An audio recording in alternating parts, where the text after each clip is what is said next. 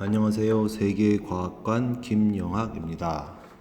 저는 세계 여행을 하면서 과학관을 많이 방문하였습니다. 특히 저희 아이들이 나이 어릴 때 과학관 가는 걸 좋아해서 가서 재밌게 논 기억이 있습니다. 세계 각국의 과학관의 특별한 전시물, 과학교육 관련 이야기를 나누고자 합니다. 오늘 소개할 과학관은 미국 일리노이주의 작은 도시인 노말시에 있는 Children's Discovery Museum입니다.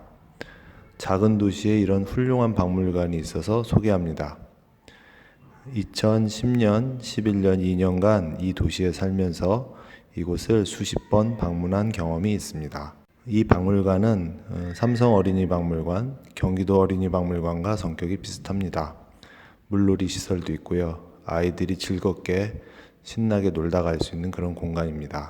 이곳에서 특히 놀라웠던 체험시설은 바로 여기입니다. 유리창에 마음대로 그림 그리기, 물감, 붓, 흐르는 물이 있어서 내가 그리고 싶은 거를 정말 마음대로 신나게 그릴 수 있습니다. 그런데 문제는 이런 곳은 얼마나 지저분하고 관리가 안 될까요? 재미있는 것은, 또 감동적인 것은 자원봉사자들이 늘 상주하고 있어서 아이들은 신나게 놀고 어른들은 열심히 바닥을 닦고 청소하고 기구를 정리해준다는 점입니다. 미국의 과학관, 도서관 등 어린이들이 주로 가는 곳에는 항상 색칠 코너가 있습니다. 색연필, 가위 등을 이용하여 신나게 색칠도 하고 오려 붙이기를 할 수 있는 그런 공간입니다. 그래서 항상 부담 없이 가서 아이들이 앉아서 이렇게 돌아다니면서 그림을 그리고 어쨌든 이렇게 하는 핸즈온 액티비티 하는 것이 굉장히 많습니다. 그런데 이런 색칠 코너에 있는 그러한 컬러링북의 한계는 밑그림이 그려져 있기 때문에 창의력에 방해된다는 주장도 있습니다. 그래서 이런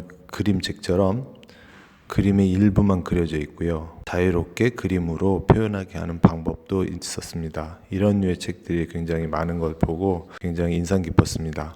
또 이곳의 앞권은 들어가는 입구의 상징물입니다. 그냥 단순한 전시물이 아니고 모험심을 갖고 아이들이 안으로 들어가서 꼭대기까지 암벽 등반처럼 올라가고 여기저기를 누빌 수 있습니다. 저희 아이가 방문한 첫날에 쓴 그림 일기입니다.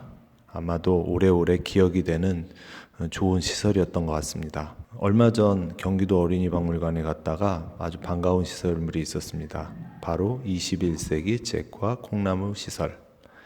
이 구조물이 미국에서 본 그 박물관에서 만났던 컨셉과 매우 유사했고요. 초등학교 어린이들이 이곳에 체험학습을 와서 신나게 노는 모습을 보면서 매우 기분 좋고 행복한 기억이 다시 떠올랐습니다. 미국의 과학관에는 수많은 자원봉사자들이 함께합니다.